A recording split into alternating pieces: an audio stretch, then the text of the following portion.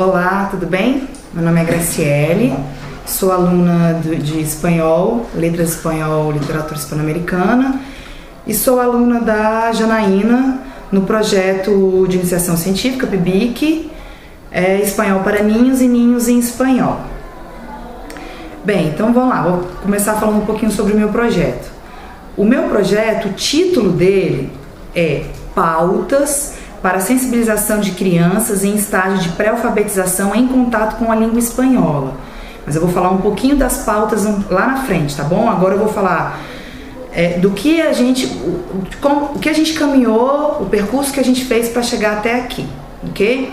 A meta principal do meu projeto é a elaboração e a previsão de temáticas interventivas que propiciem a sensibilização entre a criança e a língua espanhola de maneira segura, agradável e principalmente divertida. Então, como é que a gente chegou nesse objetivo?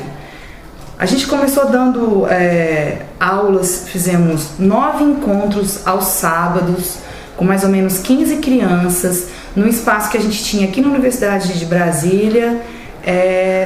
Isso já tem 1 ano. O nosso projeto, ele nasce, ele vem primeiramente desse trabalho que a gente fez, ou seja, ele vem da extensão prática para a investigação. Então, primeiro a gente deu as aulas, depois a gente foi estudar conteúdo, a gente foi entender o que as pessoas, o que os melhores autores falavam sobre isso que a gente estava tentando estudar. Esses encontros foram extremamente importantes para que a gente entendesse os detalhes, principalmente no que tange a preparação do docente para fazer as nossas aulas, né, para chegar nas pautas que a gente chegou. Então, inicialmente eu vou falar de 3 autores que ajudaram muito para que a gente conseguisse construir as pautas. Eles são Paulo Freire, Cláudia Rocha e, por fim, eu tenho aqui também o Tonelli e Silva. Bem, qual a importância da fala e do saber do Paulo Freire para a gente? O Paulo Freire fala sobre o cuidado para não transferir o conhecimento para as crianças. E aí a Cláudia Rocha, ela complementa isso que o Paulo Freire fala da seguinte maneira: as crianças são mais frágeis que os adultos em vários aspectos, seus egos ainda estão em formação e, por conseguinte, as pequenas diferenças de comunicação podem ser negativamente interpretadas. Então daqui a gente tira a necessidade da qualidade da interação, ou seja, para que eu tenha qualidade na interação que eu vou fazer com a criança, eu preciso que essa interação seja significativa, segura, agradável, que ofereça desafios constantes e crescentes, que seja divertida e, por fim, e muito importante, que seja afetiva, ok? Então, quando eu falo em segurança,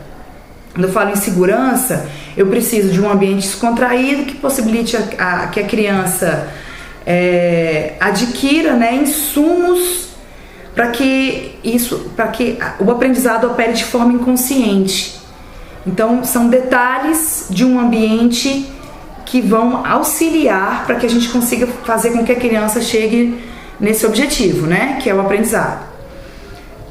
O que é significativo? É muito importante a gente entender, quando a gente vai trabalhar com crianças, estudar a idade da criança. Nessas aulas que a gente fez, nesses 9 encontros, a gente planejava a aula para um grupo com uma faixa etária extensa, ou seja, a gente tinha criança de 2 anos até criança de 9 anos. E a gente foi percebendo que as atividades que a gente desenvolvia para as crianças de 7 e 8 não eram as mesmas que a gente iria aplicar para as crianças de 2 e 4 anos. Então a gente começou a trabalhar com 2 grupos, de 2 a 4, de 4,5 a 6,5, certo? Então é muito importante a gente entender que o que eu vou explicar para uma criança de 2, 4 anos, né, o que é significativo para ela, não é tão significativo para uma criança de 8 anos. Então, dessa maneira, a gente trabalha inserindo a língua-alvo, que é o espanhol nesse caso, no repertório já conhecido pela criança, oferecendo a língua estrangeira o mais próximo possível do repertório que ela já conhece. Ou seja, se eu já estou oferecendo algo diferente, que é a língua estrangeira, eu não vou oferecer dentro de um repertório desconhecido para ela. Então, dessa forma, a gente desenvolve pautas, né? A gente desenvolve planos de aula amplos, mas dentro dos grupos mais específicos. O que a gente vai fazer no grupo de 2 a 4,5 e o que a gente vai fazer de 4,5 em diante. O outro que eu falei anteriormente também, que é a afetividade, e que ela é uma condição sine qua non, ou seja, ela é um pré-requisito para qualquer atividade que você faz com a criança. E a gente percebeu que o olho no olho, o toque, o abraço, o sorriso faz a diferença quando você está ensinando a criança, faz a diferença até no retorno que você tem da criança. Muitas vezes você fala em espanhol e ela responde em português. Ela entendeu você, ela só não sabe te dar a resposta em espanhol. E isso, dentro de um campo mais afetivo, ele é mais saboroso, ele é mais tranquilo, ele vem de uma forma mais tranquila. E a gente percebe então que a criança, ela tá interessada, ela caminha com você, ela tá naquele ambiente que você está proporcionando, ela não está distante, ela tá com você, você consegue caminhar. O fato também do português, né, ser uma língua muito parecida com o espanhol, ajuda demais. Então isso agiliza o diálogo, isso faz a criança, ela vai ouvir espanhol, responder em português, mas ela vai tentar, em alguma forma, ela vai tentar chegar perto do espanhol, né? Ela tá aprendendo, ela não sabe que ela tá aprendendo, mas ela tá indo.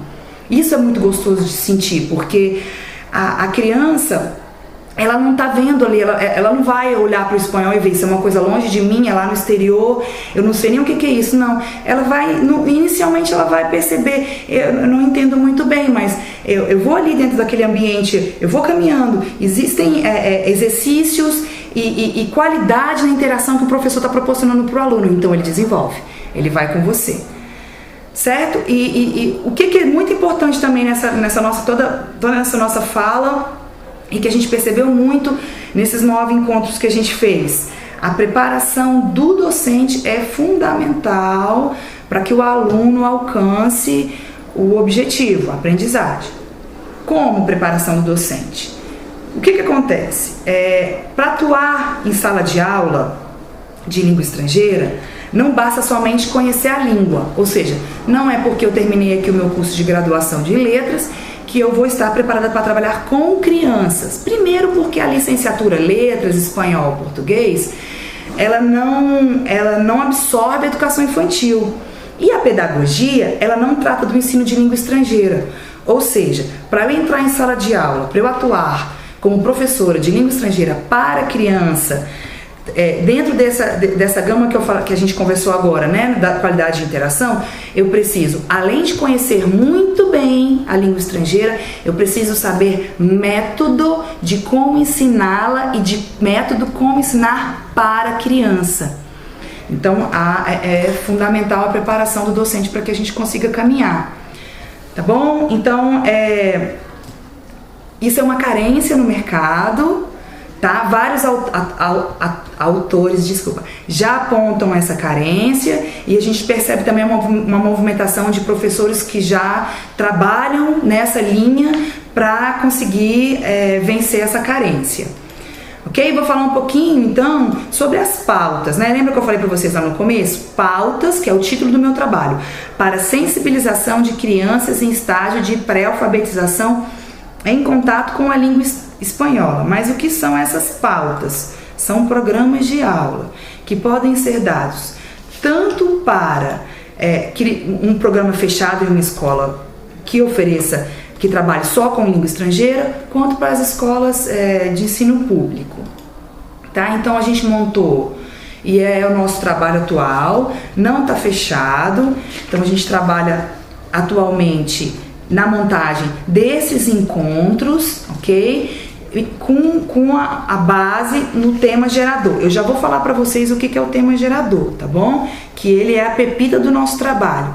Mas antes de chegar lá no tema gerador, eu vou dizer para vocês o que tem nessas pautas. A pauta nada mais é do que um modelo padronizado em espanhol sistematizado ou standard, de encontros, ok? Que tem lá o início, meio e fim, ou seja, eu vou dizer como você vai entrar na sala, como você vai falar com as crianças, qual é o seguinte passo e como você vai introduzir a criança na sua ideia, no seu plano e como você vai finalizar.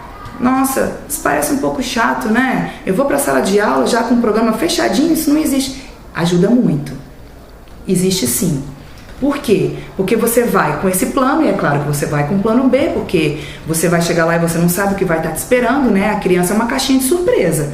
Dela vem muita coisa. Ela não filtra igual adulto. Então, o fato de você já ir com esse modelo padronizado vai te auxiliar bastante no momento em que você está introduzindo ali a sua língua alvo, no nosso caso, o espanhol para criança. Então, vamos lá. Esse modelo padronizado, ele começa com saudação, ele segue com uma apresentação, uma música, né? Ali você já puxa a criança para perto de você já coloca ele ali mais próximo, você já olha no olho, você já mostra para ele para que você veio. Dali vocês vão passar para a temática, daí para uma movimentação, uma produção ali, já envolvendo o tema gerador. No final, caminha com a criança para uma despedida, fecha a sala e sai, né? Fecha a aula e sai. Tudo isso em 40 minutos. A gente percebeu que mais do que isso, a criança já fica de saco cheio. Ela já não aguenta mais ficar ali com você, ela já não está achando mais interessante. Então,